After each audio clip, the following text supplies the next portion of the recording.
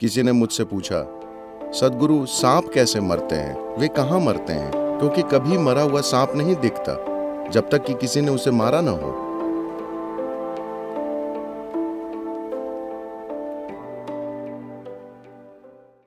जब कोई अपने प्रियजन को खो देता है, ये ऐसा है जैसे उनके जीवन का एक अंश छिन गया हो। और इंसान दुख, नुकसान और उनके बीच हुई कई चीजों को संजोने जैसी प्रक्रियाओं से गुजरता है।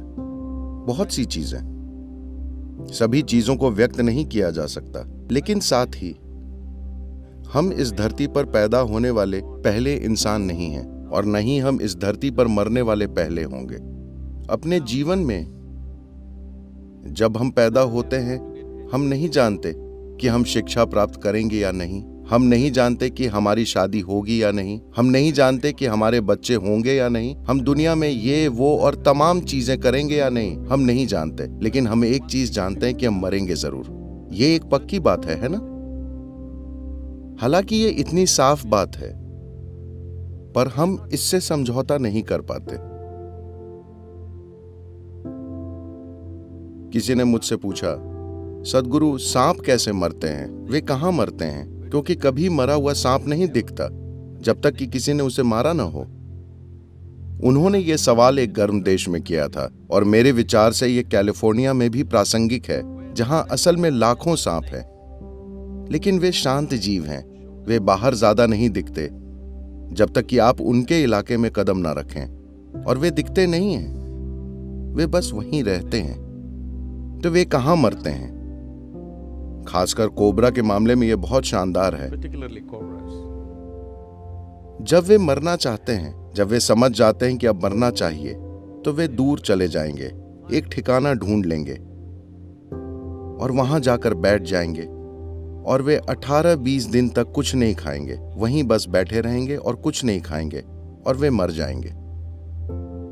एक मौके पर अनुचित करुणावश मैं इन कोबरा को नीचे ले आया, क्योंकि मैं जानता था कि वे कहाँ बैठे होंगे। मैं उन्हें उठाकर ले आता और जबरदस्ती कुछ खिलाने की कोशिश करता, उनके मुंह में खाना डालता और इस बारे में कुछ करता। लेकिन आप चाहे जो कर लें, वे जरा सा भी खाना स्वीकार नहीं करते। अगर आप उन्हें छोड़ दें तो वे फिर जाकर उसी जगह पे बैठ जाएंगे और वहां शांति से मर जाएंगे। मैं ये कह रहा हूं कि एक रेंगने वाले जीव में इतनी जागरूकता है कि वो जानता है how long this body should be on and when it should go. कि ये शरीर कब तक रखना चाहिए और इसे कब जाना चाहिए। इसी तरह से आपके जीवन और हर दूसरे जीवन के पास ये चेतना होती है कि कब इसे इस शरीर से चले जाना चाहिए, या तो इसलिए कि हमने इस शरीर को कोई चोट पहुंचाई है, Or because simply या बस शरीर में इतनी तीव्रता ही नहीं बची है कि ये जीवन को संभाल सके। तो हमें यह समझना चाहिए, जब मैं कुछ खास शब्द इस्तेमाल करता हूं तो उन्हें सामान्य मायनों में मत लीजिए। जब मैं कहता हूं एक जीवन जाना तय करता है, तो ये ऐसा नहीं है कि आपने इस बारे में सोचा और फैसला लिया। ये वैसा फैसला नहीं है, अपने ही तरीके से विचार करके नहीं। आप जो हैं उसके बारे में कई निर्णय आपके विचारों से तय नहीं होते, ये यूं ही तय होते हैं ना। like that a life decides when to leave. उस तरह से एक जीवन तय करता है कि कब जाना है। जब तक वो यहाँ है, हमें इसे बचाने, कायम रखने और अपने पास रखने के लिए हर चीज करेंगे, क्योंकि हम उस जीवन को प्यार और आदर करते हैं। लेकिन एक बार जब वो चला जाता है, तब हमें उस निर्णय का सम्मान करना चाहिए, क्योंकि उस जीवन ने चले जाना चुना है। जीवन शब्द से मेरा मतलब वो व्यक्ति नहीं है। मैं उस शख्सियत की बात नहीं कर रहा हूँ। मैं उन विचारों, भावनाओं और गतिविधियों की बात नहीं कर रहा हूँ जिनमें वो शरीक था। एक व्यक्ति के रूप में आप कभी जाना नहीं चाहते, क्योंकि आप एक अंतहीन मानसिक नाटक बने रहना चाहते हैं। लेकिन एक खास समय पर जीवन जाना चाहता है, चाहे आपको अच्छा लगे या ना लगे। जीवन जाना चाहता है क्योंकि वो आपके द्वारा इकट्ठा किए गए भौतिक रूप में हमेशा के लिए फंसा नहीं रहना चाहता। वो नहीं चाहता। वो उस भौतिक रूप का सिर्फ एक खास समय तक ही आनंद लेता है। उसके बाद हर चीज ठीक होने के बावजूद कई जीवन चले जाते हैं। खासकर भारत में आप देखेंगे कि योगी तय करते हैं कि कब जाना है। वे स्वस्थ और ठीक ठाक होते हैं, पर बस बैठते हैं और चले जाते हैं। दूसरे लोग सोचते हैं क्यों, वो तो स्वस्थ थे, उन्हें क्यों जाना चाहिए। तो आप बीमार पड़कर मरना चाहते हैं? क्या आप अस्पताल में 3 साल कष्ट झेलना चाहते हैं और तभी प्रस्थान करना चाहते हैं? जाने का क्या वही एक तरीका है? क्या इसे ध्यान से सुनिए, क्योंकि ये एक परिस्थिति है। मैं किसी चीज को रौंदने की कोशिश नहीं कर रहा हूँ, लेकिन मैं चाहता हूं कि आप इसे गौर से सुनें। क्या ये सच है कि आप अपने जीवन में जो अंतिम चीज करते हैं वो मरना है? आखिरी चीज जो आप अपने जीवन में करें, क्या ये बहुत महत्वपूर्ण नहीं है कि आप उसे शालीनता से करें? क्या ये भी महत्वपूर्ण नहीं है कि दूसरे जीवन जो हमारे आसपास हैं, जब उनका समय आए तो हमें मदद करनी चाहिए ताकि वे शालीनता से जा सके, न कि उन्हें अपने चारों ओर चल रहे मेडिकल उद्योग का शिकार बना दे? जो जीवन अभी बाहर आने वाला है, अगर आपने उसे हर किस्म के सहारों से 3 महीने खींचकर और बढ़ा दिया तो उसका क्या तुक निकला? आपने उसे पीड़ा और कष्ट में 3 महीने और खींच दिया, उसका क्या मायने है? इसका मतलब बस ये है कि आप जीवन की प्रकृति से अनजान हैं और जो आप जानते हैं उससे चिपके रहना चाहते हैं, और जो कुछ आप नहीं जानते वो जानना नहीं चाहते।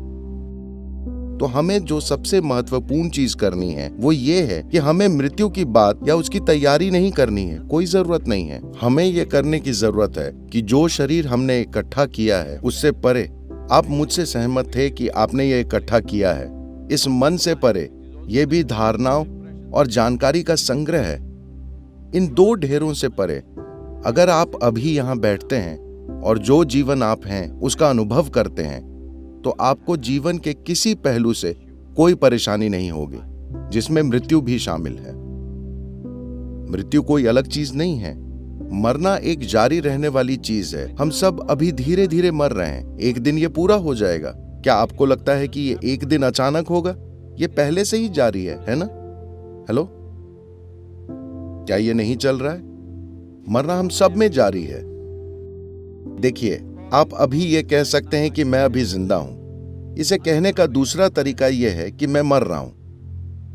मैं अभी मर रहा हूं। हम इसे जितना ज्यादा से ज्यादा हो सके खींचना चाहते हैं, लेकिन इसे अनुभव के स्तर पर जानना सबसे महत्वपूर्ण है, न कि बुद्धि से समझने की कोशिश करना। क्योंकि अगर आप बुद्धि से समझते हैं तो ये हमेशा एक के मुकाबले दूसरा होगा, क्योंकि बुद्धि की यही प्रकृति है।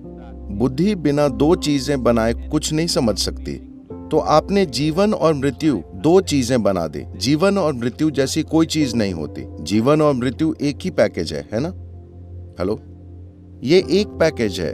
अभी हम जी रहे हैं और साथ ही मर भी रहे हैं। सवाल ये है कि आप इसे कितनी शालीनता से करते हैं। अगर आप इस पल को पूरी शालीनता से चलाना सीख लें तो आप उस पल को भी पूरी शालीनता से निभाएंगे। वो कोई अलग किस्म का पल नहीं है, वो भी ऐसा ही पल है। हमें ये समझना चाहिए कि नश्वरता हमारे अस्तित्व की बुनियादी वास्तविकता है। अगर हम इस एक चीज के साथ समझौता नहीं करते, मेरा यकीन कीजिए, आप असल में जीवन के किसी दूसरे पहलू को नहीं जानते, आप सिर्फ नाटक जानते हैं। क्योंकि यही हमारे अस्तित्व की बुनियादी प्रकृति है कि हम नश्वर हैं।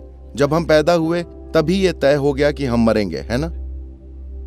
How long is the only question. सिर्फ सवाल है कि कितना लंबा।